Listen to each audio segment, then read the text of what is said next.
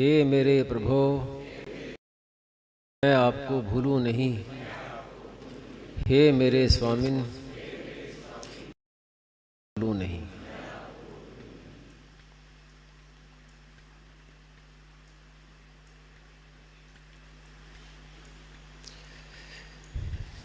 जीव परमात्मा का सनातन अंश, ममय वांशो जीव लोके।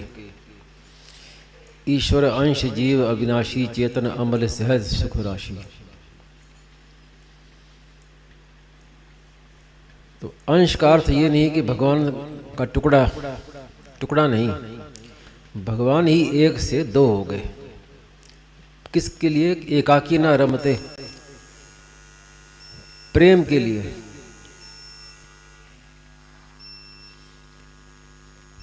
लेकिन जब जीव ने भगवान से विमुख होकर संसार से संबंध जोड़ लिया, तो संसार का संबंध होते ही उसमें कामना और आवश्यकता दो पैदा हो गई। वास्तव में आवश्यकता है नहीं, जीव में तो प्रियता है, भगवान के प्रति प्रियता है, प्रेम है।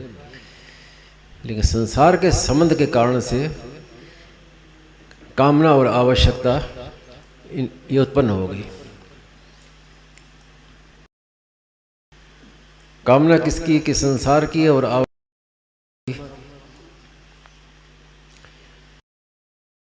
का भेद संक्षेप में यह है कि नाशवान की कामना होती है और अविनाशी की आवश्यकता होती है।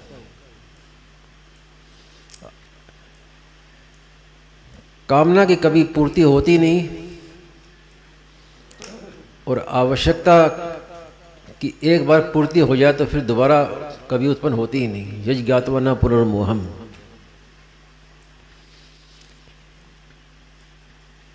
जैसे शरीर को भूख लगती है भोजन की, तो भूख है, ये शरीर की आवश्यकता है।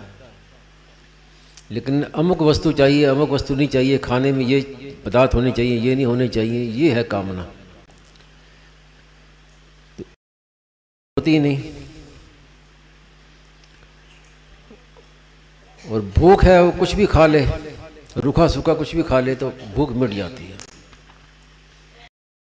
लेकिन शरीर की आवश्यकता और ये फर्क है कि शरीर की भूख मिटने पर फिर वापस भूख लग जाती है।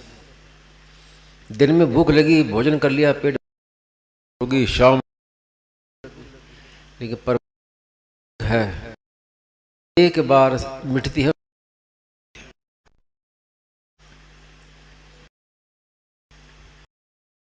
स्व और पर दो चीजें हैं ना, स्व और पर। तो संसार जो है पराया है, पर, और ये परमात्मा ये है स्व। तो पर की कामना होती है, स्व की आवश्यकता होती है। तो कामना के मिटते ही आवश्यकता अपने दोनों शांत हो जाती है।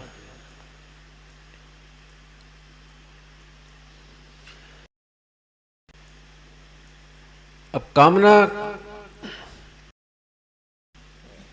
कितनी ही कर ले, चाहे कोई व्यक्ति हो जिसके पास कुछ नहीं है वो भी कामना करता है, जिसके पास बहुत कुछ हो गया उसकी भी कामना है, क्योंकि कामना की पूर्ति होती ही नहीं। जिसके पास एक है उसको दो चाहिए, जिसके पास चाहिए, जिसके पास चार है उसको 8 चाहिए। लेकिन एक बात मार्मिक जो महाराज जी ने बताई है इस प्रवचन में, कि कितनी ही प्राप्ति हो जाए, वास्तव में कोई वस्तु हमें प्राप्त होती, परमात्मा ही होते हैं। परमात्मा की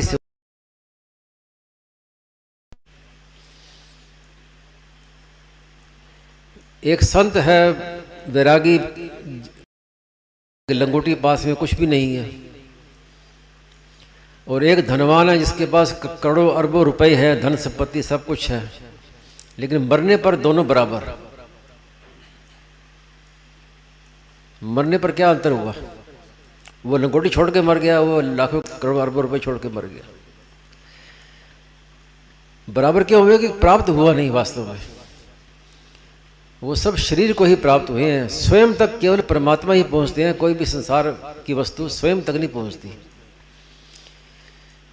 इसलिए प्राप्ति केवल परमात्मा की ही होती है। और जब तक परमात्मा की प्राप्ति ना हो तब तक फिर ये भूख मिटेगी नहीं, कितने कितने कुछ मिल जाए। अब मनुष्य से भूल क्या होती है कि वो भूख मिटाना चाहता है संसार से, ये मिल जाए तो हो जाएगा, ये मिल जाए तो हो जाएगा। वो इसी आशा में पूरा जीवन बीत जाता है और मृत्यु नज़दीक आ जाती है।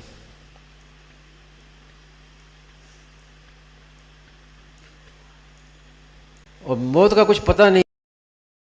लेकिन साधक की बात क्या है? साधक की बात तो ये है कि उसको हर समय इतना मन में निश्चिंतता रहनी चाहिए, निर्भयता रहनी चाहिए कि कभी मौत आ जाए तो कोई चिंता की बात नहीं। इतनी तैयारी पहले से कर रखनी चाहिए। स्टेशन पर बैठते हैं सामान बांध करके पूरा तैयार होकर कि भाई कब गाड़ी आने वाली है, गाड़ी आ जाए तो हम चढ़ जाना है। लेकिन मृत्यु का कोई भरोसा नहीं है, कब आ जाए कोई पता नहीं है। सभी सत्संगी भाई बहनों को ये विचार करना चाहिए कि मौत का पता नहीं है, तो आज ही मौत आ जाए तो क्या हम तैयार हैं?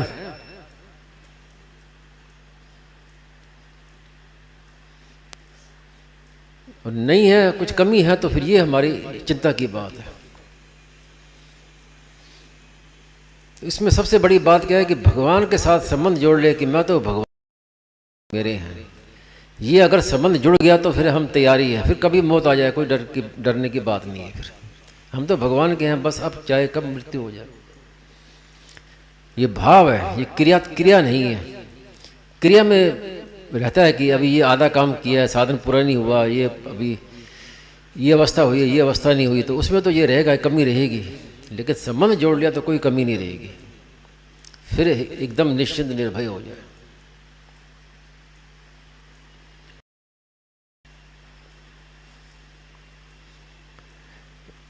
महाराज जी ने एक बार वो गीता की व्याख्या,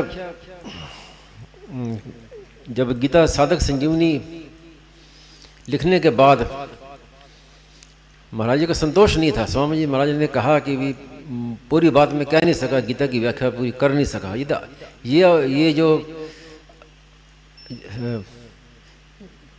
भूख थी स्वामी जी महाराज की अंत समय तक रही। आखिर तक कि स्वामी जी महाराज यही कहते रहे कि मैं गीता की व्याख्या ठीक कर नहीं पाया, जो मैं चाहता था वैसा मैं लिख नहीं पाया, व्याख्या कर नहीं पाया। इतना उसमें अथाह विचार थे, ज्ञान था महाराज जी में। तो जब परिशिष्ट लिखा, जब साधक संजीवनी के बाद जब परिशिष्ट लिखा कि भाई परिशिष्ट में जो भाव जो बाकी रह गए परिशिष्ट में लिखा जाए, लेकिन परिशिष्ट लिखने पर भी संतोष नहीं हुआ स्वामी महाराज ने कि भाई मैं वास्तव में पूरी बात कह नहीं सका। तो ममय वांशों की बात चल रही थी, ममय वांशो जीवलोके। तो इसकी परिशिष्ट में व्याख्या बड़ी विशेष रूप से की है। साधक संजीवनी जो लिखी गई उससे भी अपेक्षा परिशिष्ट में विशेष भाव है। तो एक सत्संगी भाई ने कहा कि मैंने वो आपका परिशिष्ट भाव पढ़ा है ममय वांशो जीवलोके का, इतना बढ़िया मतलब है कि बहुत ही उसकी कह नहीं सकते। तो स्वामी जी महाराज बोले कि तुम प्रशंसा कर रहे हो लेकिन मुझे संतोष नहीं है। अब आप लोग कहते हो कि बहुत बढ़िया लिखा है तो मैं मान लेता हूँ बढ़िया लिखा है, लेकिन मेरे से पूछो तो मैं पूरी बात कह नहीं पाया। ममय वांशो उसमें महाराज ने थोड़ा संकेत किया कि न तद भाषते सूर्यो न शशांको न पावक यद गत्वा न निवर्तन्ते तद धाम परमम मम, और फिर ममय वांशो, दोनों में मम आया। तो इसमें क्या रहस्य है? ये महाराज ने कहा कि मैं पूरी बात कह नहीं पाया, मम से समाप्ति की, तद धाम परमम मम, और फिर ममय वांशो। भगवान का धाम और भगवान का अंश तीनों एक ही हैं। तो इस प्रकार महाराज जी के ये मन में थी कि ये बात पूरी अभी कह नहीं पाया, लेकिन फिर भी जितना कहा है उसको भी एक अंश भी अगर हम मान लें तो कोई कमी बाकी नहीं रहेगी। मैंने महाराज से एक बार पूछा था कि आपके तो साधक संजीवनी नए से नए भाव आ रहे हैं, और फिर आखिर में कहा कि अब नई साधक संजीवनी लिखने का मन में आती है, ये पहली वाली तो संतोष नहीं हुआ, दोबारा लिखे साधक संजीवनी। तो मैंने कहा जिनके पास पहले की साधक संजीवनी रखी हुई है वो क्या करेंगे, आपको तो भाव। तो महाराज ने कहा कि कल्याण करना चाहता है तो उसमें पूरी कल्याण हो जाएगा, उसमें कमी नहीं है। हमारी व्याख्या में कमी है लेकिन कल्याण में कमी नहीं है। तो कल्याण के लिए स्वामी जी महाराज ने जो सबसे बड़ी बात बताई कि मैं भगवान कहूँ, भगवान मेरे हैं, मेरे तो गिरधर गोपाल दूसरों न कोई। भगवान के साथ संबंध जोड़ ले तो फिर कोई कमी नहीं रहेगी साधन की। साधन को तो अंत नहीं है, कितने साधन हैं। यहाँ तक महाराज ने कहा कि ये अभी इतने साधन जो हैं जो अभी तक प्रकट नहीं हुए, कई साधन जो ऐसे हैं जो अभी तक प्रकट हुए ही नहीं, कब प्रकट होंगे समय पाकर। लेकिन मूल जो बात है, मूल साधन की है, वो हमारा संबंध किसके साथ में है। भगवान के साथ हम संबंध जोड़ ले तो सब साधनों की पूर्ति हो जाएगी। अगर क्रिया करते रहेंगे तो क्रिया की कभी पूर्ति नहीं होगी। क्रियात्मक साधनों का कोई अंत नहीं है। और भाव हो तो एक भाव हो जाए तो पूरी बात हो जाएगी। तो आवश्यकता की पूर्ति के लिए क्या है कि सबसे मुख्य बात यही है कि मेरे तो गिरधर गोपाल, मैं भगवान का हूँ, भगवान मेरे हैं। इतनी बात मान ले, स्वीकार कर ले तो काम पूरा हो जाए। कई सत्संगी ऐसी शिकायत करते हैं कि हम इतनी पुस्तकें पढ़ते हैं, सत्संग सुनते हैं, लेकिन समय पर फिर वो बात रहती नहीं है। हम आसक्त हो जाते हैं, मन हमारा विचलित हो जाता है। तो उसमें कारण क्या है कि सत्संग करते हैं, सत्संग सुनते हैं, पुस्तकें पढ़ते हैं, लेकिन स्वीकार नहीं करते। जो आप सुने, जो आप पढ़ें, उसको स्वीकार कर लें। जब स्वीकार कर लेंगे तो काम बनेगा। और स्वीकार नहीं किया तो फिर पढ़ते रहो, सुनते रहो, एक व्यसन की तरह। स्वामी महाराज एक उदाहरण दिया करते थे कि संत उपदेश देने के लिए किसी सेठ के पास गए कि भाई बड़ी गर्मी है, प्यास लगी है, ठंडा जल पिलाओ, बहुत प्यास लगी है। तो सेठ जी ने बड़े शरबत बना के बढ़िया जल सुगंधित दिया पीने के लिए। तो वो संत क्या करें, मुंह में डालें, कुल्ला करें, फिर फेंक दें, फिर मुंह में डालें, फिर कुल्ला करें, फिर फेंक दें। तो वो बोले कि भाई ये आप कैसे करेंगे, आज प्यास कैसे बुझेगी, आप तो कुल्ला करके कर रहे हैं, आप पीनेंगे तभी तो प्यास मिटेगी। तो बोले आप क्या करते हो, आप भी तो यही करते हो, सत्संग करते हो, पुस्तकें पढ़ते हो, सब करते हो, बस कुल्ला करने की बात है, पूरा लाभ होता नहीं, थोड़ा सा लाभ होता है। तो जो पढ़े उसको स्वीकार कर लें। महाराज ने बार बार कहा कि आप भगवान के हैं, आप भगवान के हैं, संसार के नहीं है, मेरे तो गिरधर गोपाल दूसरों ना कोई। तो इसको स्वीकार करना है। और इसको स्वीकार नहीं करेंगे तो फिर बड़े सुनते रहो, पढ़ते रहो, बस एक व्यसन की तरह।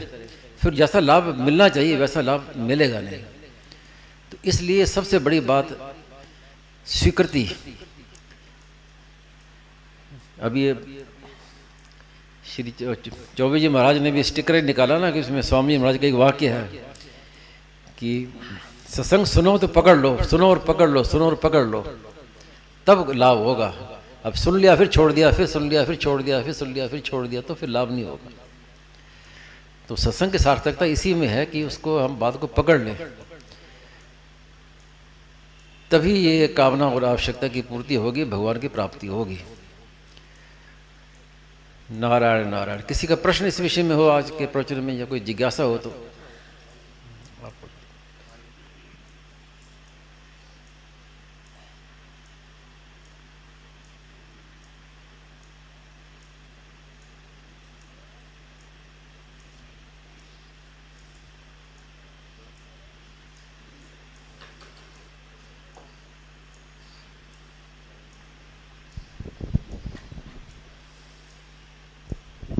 राम। सबको राम राम। महाराज जी ने अभी प्रवचन में बताया कि जैसे शरीर को भोजन करने के बाद शरीर की तृप्ति होती नहीं है, बार बार भूख लगती रहती है, इसी तरह कई संतों को भगवत प्राप्ति हो जाती है, उसके बाद उनको भी प्रेम की भूख लगी रहती है, जैसे वर्धमान प्रेम, और बढ़े और बढ़े। ये क्या है, तो इसके बारे में क्या? वो भूख नहीं है, वो भूख नहीं है, वो पूर्ति है। वो तो प्रतिक्षण वर्धमान प्रेम है, वो तो साध्य है, लक्ष्य है। वो तो कोई प्रतिक्षण वर्धमान प्रेम उसमें कमी नहीं है। प्रतिष्ठा वर्धमान प्रेम में कमी नहीं है। ये तो इसलिए कहा कि वो और बड़े ऐसे क्या रहता है नहीं नहीं, वो भीतर में रहती है। प्रतिष्ठा वर्धमान प्रेम है, वो कमी का नाम नहीं है। इसलिए स्वामी ने कहा ना कि सब कुछ लिखवा दिया, लेकिन प्रतिष्ठा वर्धमान प्रेम क्या है ये नहीं लिखवा सके, कह नहीं सके ये, क्योंकि वो अनुभव करने वाली बात है। तो वो पूर्णता में है, अच्छा, पूर्णता में है, पूर्णता, अपूर्ण नहीं है वो। एक आपने बताया कि कामना और आवश्यकता, इनका दोनों का वर्णन करना बड़ा कठिन है। हम कैसे इनका मतलब पता करें कि ये कामना या आवश्यकता है? तो मैंने कहा ना कि नाशवान की कामना होती है, अविनाशी की आवश्यकता होती है। जैसे हमारे सामने भोजन आया, तो भोजन में दो तरह की सब्जी आ गई, हाँ हाँ, तो एक तो हमें प्रिय लग रही है और एक प्रिय नहीं लग रही है, तो ये कामना या आवश्यकता नहीं, है? वो रुचि है, वो रुचि है। वो रुचि सबकी अलग अलग होती है, किसी में किसकी रुचि होती है, किसी में किसकी रुचि होती है, वो अलग अलग है। वो कामना नहीं है मतलब? कामना नहीं, कामना तो ये है कि ये और मिल जाए, ये और मिल जाए, ये और मिल जाए, ये कामना होती है। एक अभी आपने कामना और आवश्यकता का एक उदाहरण है ना, कि जैसे किसी की जेब से पैसा निकालते हैं तो वो चोरी कहलाता है, पॉकेट मारी। दूसरे की जेब से पैसा निकालना चोरी है, और अपनी जेब से पैसा निकालें तो वो चोरी नहीं है, क्योंकि वो अपनी चीज़ है। तो जो अपना है उसकी कामना नहीं होती।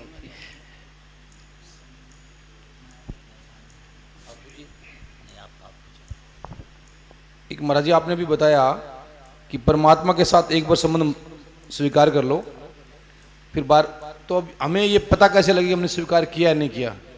क्योंकि हमें ये संदेह रहता है। एक मिनट। दूसरी बात, पुस्तकों में स्वामी जी की आता है कि संबंध तो हमारा है परमात्मा के साथ पहले से, उसको स्वीकार करना है। तो वो स्वीकार कैसे करें, थोड़ा इसके बारे में क्या करें? स्वीकार करना मतलब मान लेना। वो मैंने सुबह बताया ना कि संसार से अपनापन मिटेगा, ये उसकी पहचान है। संसार से अपनापन, प्रियता मिट रही है तो फिर ठीक है, नहीं तो फिर वो सभी साधनों का सार बताया ना कि सब साधन जो भी हम करते हैं, सबका ये परिणाम यही होना चाहिए कि संसार से वैराग्य और परमात्मा में प्रेम।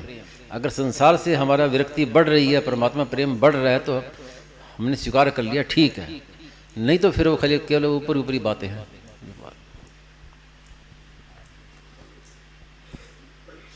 जैसे स्त्री कन्या होती है, कन्या का विवाह होता है, तो वो विवाह होने पर उसने स्वीकार कर लिया कि ये मेरे पति हैं, तो उसको फिर कभी शंका नहीं होती, वो उसको भूली भी नहीं होती, याद भी नहीं करना पड़ता और भूलती भी नहीं। जैसे आप वृंदावन में हैं, आपको याद थोड़ी करना पड़ता है कि मैं वृंदावन में, याद नहीं करना पड़ता, माला भी नहीं करनी पड़ती। लेकिन कोई पूछे, आपके पास मोबाइल से कोई फ़ोन आ जाए कि आप कहाँ हो आजकल, तो ऐसा भी नहीं कि भाई मैं सोच लूँ कहाँ हूँ, तुरंत कहते कि मैं वृंदावन में हूँ। ये स्वीकृति है स्वयं की, बिना सोचे, बिना विचार किए, स्वतः भी भीतर में जागृति है। परमात्मा की है ऐसी स्वीकृति मतलब अनुभव में नहीं आ रही हमारे को, ये कि हम परमात्मा, जैसे आप बता रहे हो वृंदावन में है, ये तो आ गई, लेकिन हम हाँ, वो इसलिए कि शरीर के साथ हमारा, जब तक हमारा मैंपन रहेगा ना, शरीर के साथ मेरापन रहेगा, तो शरीर संबंधी जो मान्यता है वो जल्दी पकड़ में आ जाएगी। ये कारण है उसमें।